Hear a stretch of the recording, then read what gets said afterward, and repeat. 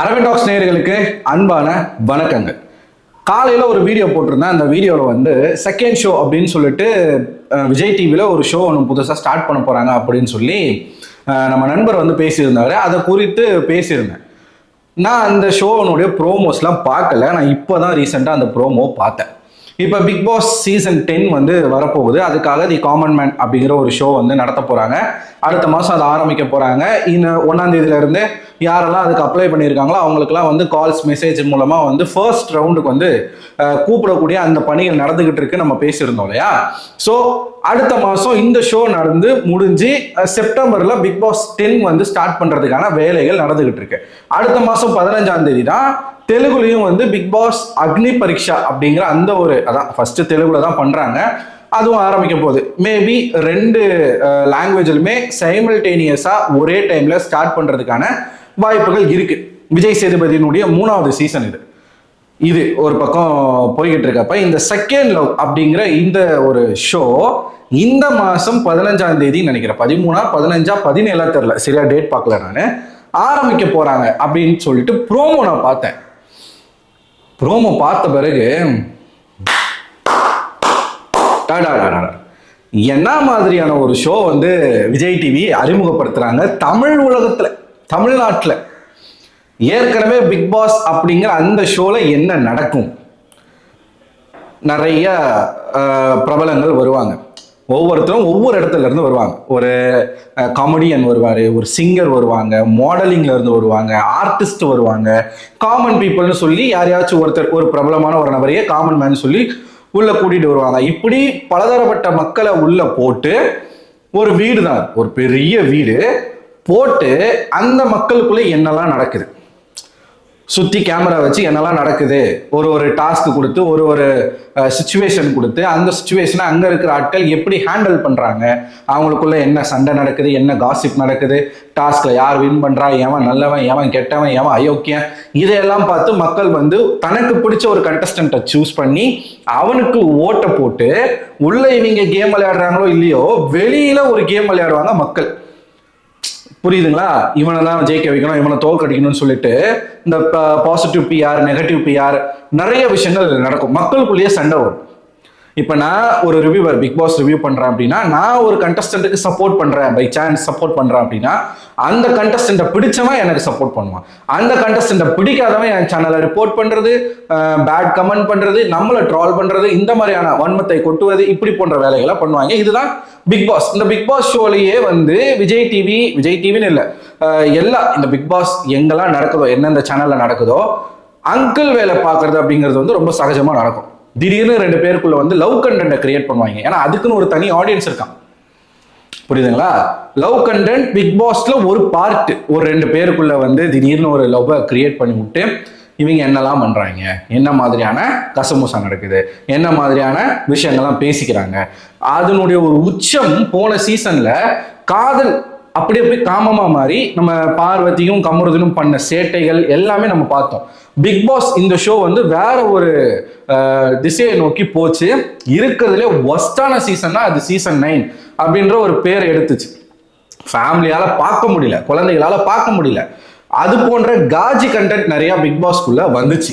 சரிங்களா? இப்படிதான் சேனல் வந்து பிக் பாஸ் நடத்துறாங்க. அதுக்குள்ளேயும் ஒரு ஹாட்னஸ், ஒரு மசாலா இருக்கும். அதுக்குன்னு ஆடியன்ஸ் இருக்காங்க. பார்க்க வைக்கிறதுக்கு டிஆர்பிக்கு அது ரொம்ப முக்கியமா இருக்குது. இப்போ பிக் பாஸ்க்குள்ள இந்த லவ்வோ இல்லை வந்து லஸ்டோ அது ஒரு சின்ன ஒரு பார்ட்டா இருக்கும் போதே இத்தனை வைட் ஆடியன்ஸ் வந்து அதை நெகட்டிவாவோ பாசிட்டிவாவோ பார்க்குறாங்க அப்படின்னா, முழுக்க நீங்க லவ்வை வச்சு ஒரு ஷோ நடத்துனீங்கன்னா எப்படி இருக்கும் அப்படிங்கிறது ஏற்கனவே ஹிந்தியில இந்த ஷோ வந்து நடந்துகிட்டு இருக்கு. இந்த செகண்ட் லவ் அப்படிங்கிற இந்த ஷோ நடந்துகிட்டு இருக்கு. அதை அப்படியே காப்பி அடிச்சு தமிழ்ல கொண்டு வந்திருக்காங்க. இதுக்கு ரம்யா கிருஷ்ணன் அவர்கள் தான் ஹோஸ்ட். ப்ரோமோ பார்த்தேன். ஆக்சுவலாக எல்லா ஷூட்டும் முடிச்சிட்டாங்கன்னு நினைக்கிறேன். மொத்தமாக அந்த ஷோக்கான ஷூட்டுமே எடுத்து முடிச்சிட்டாங்க போல இருக்கு.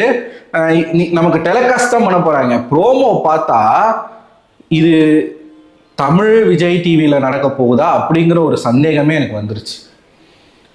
அந்த ஷோனுடைய கான்செப்டே சிங்கிளாக இருக்கக்கூடிய பிரேக்கப்பான ஆண் பெண், சிங்கிளாக இருக்கக்கூடிய பிரேக்கப்பான ஆண் பெண், 7 பேர் நினைக்கிறேன், மொத்தம் 14 பேரா தெரில நமக்கு. நான் டக்குன்னு பார்த்தோன்னே எனக்கு ஷாக் ஆயிடுச்சு. அதில் மற்ற விஷயங்கள் எத்தனை பேர் இருக்காங்கலாம் நான் நோட் பண்ணல.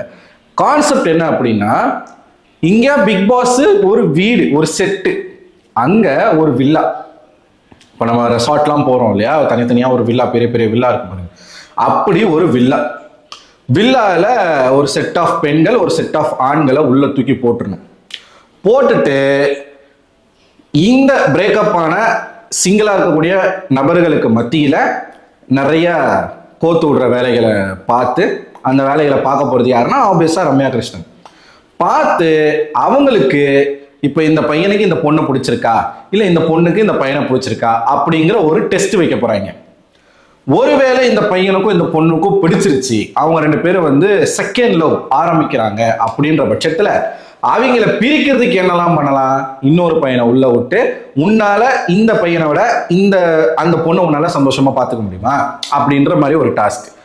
இந்த பொண்ணு இருக்கு இல்லையா, அந்த பொண்ணு கூடவே இருக்கிற இன்னொரு பொண்ணை வச்சு இந்த பையனை கரெக்ட் பண்றதுக்கு நீ என்ன, அதாவது லாயல்டி டெஸ்ட், இந்த மாதிரி ஏகப்பட்ட டெஸ்ட் எல்லாமே வச்சு சேர்க்கவும் போறாங்க, பிரிக்கவும் போறாங்க. இதைத்தான் வேணாம், அதை சொல்ல வேணாம், ரொம்ப நாகரிகமாகவே நம்ம போயிடலாம்னு நினைக்கிறேன். கோத்து விட போகிறான், பிரிச்சும் விட போகிறான். இதில் ஹைலைட் என்னன்னா, இதுக்கு முன்னாடி ஹிந்தியில் மற்ற லாங்குவேஜஸ்லாம் ஷோஸில், ரியாலிட்டி ஷோஸு வேற மாதிரி இருக்கும். இந்த சகஜமாக கட்டி பிடிக்கிறது, முத்தம் கொடுக்கறது, இதெல்லாம் ரொம்ப காமன் அந்த ஊரில். தமிழ்நாட்டுக்குள்ளே இன்னும் மக்கள் அதுக்காக பழகலை. இங்கே கலாச்சார பண்பாடு நிறைய விஷயங்கள் இருக்குது. பிக் பிரதர் அப்படின்னு சொல்லிட்டு ஒரு ஷோனுடைய ஒரு காப்பினா பிக் பாஸ். லவ் ஐலாண்ட் சொல்லிட்டு ஹாலிவுட்லலாம் ஒரு ஷோ நடக்குது, அங்கே என்னெல்லாம் நடக்கும்ன்றது அந்த ஷோவை பார்த்தவங்களுக்கு நல்லாவே தெரியும். ஸோ பிக் பாஸே இந்த மாதிரி போன சீசனில் கொஞ்சம் தடம் மாறினதுக்கே மக்கள் எந்த அளவுக்கு ரியாக்ட் பண்ணாங்க அப்படிங்கிறது சேனலுக்கு தெரியும். அப்படி இருக்கும்போது ஒரு ஷோ முழுக்க 18+ வரப்போகுது, புரியுதுங்களா? லவ், அந்த செகண்ட் லவ் அப்படிங்கிறதுல அந்த ப்ரோமோவே நீங்க பாத்தீங்கன்னா சகஜமா கட்டி பிடிக்கிறது, சகஜமா முத்தம் கொடுக்கறது ரொம்ப காமனா நடக்குது. வெறும் ப்ரோமோ. இன்னும் ஷோக்குள்ள என்னெல்லாம் இருக்குதோ தெரியல. இப்படி ஒரு ஷோ விஜய் டிவி இப்ப இதை கொண்டு வருவதற்கான அவசியம் என்னன்னே நமக்கு புரியல. கொஞ்சம் கொஞ்சமா இங்க இருக்கக்கூடிய மக்களை மாத்திக்கிட்டு இருக்காங்க அப்படிங்கிறது மட்டும் நல்லாவே தெரியுது. உளவியலா இப்ப ஒரு காலத்துலலாம் இது போன்ற சேனல்கள் எல்லாம் எடுக்கக்கூடிய சீரியல்ஸ் ரொம்ப நாகரிகமா இருக்கும், ரொம்ப நாகரிகமா இருக்கும். ஒரு செட் ஆஃப் டைம் வரைக்கும் தமிழ் சினிமாவில் வரக்கூடிய படங்கள்ல முத்த காட்சிகள் இருக்காது. அதை ஆபாசமாக நினைச்சிட்டு இருந்தாங்க எடுக்கிறவங்களும் சரி, பார்க்குறவங்களும் சரி. இப்போ கொஞ்சம் கொஞ்சமா அது என்ன ஆயிட்டு இருக்கு, நார்மலைஸ் ஆயிட்டு இருக்கு. ஒரு பக்கம் இது நார்மலைஸ் ஆயிட்டு இருக்கப்ப இந்த சீரியல்ஸ்லயும் இந்த மாதிரியான சில கசமுச காட்சிகளை சேர்க்க ஆரம்பிச்சிட்டாங்க. பல சேனல்ஸ்ல, பல சீரியல்ஸ்ல நடந்துகிட்டு இருக்கு. இது பத்தாதுன்னு இப்ப ரியாலிட்டி ஷோஸும் இது போன்று மாத்திக்கிட்டு இருக்காங்க அப்படிங்கிறத நம்மளால பார்க்க முடியுது. அதுக்கான ஒரு முன்னோட்டமாகத்தான் இந்த செகண்ட் லவ் அப்படிங்கிற இந்த ஒரு ரியாலிட்டி ஷோ விஜய் டிவில வரப்போகுது. நல்லா இருக்குது.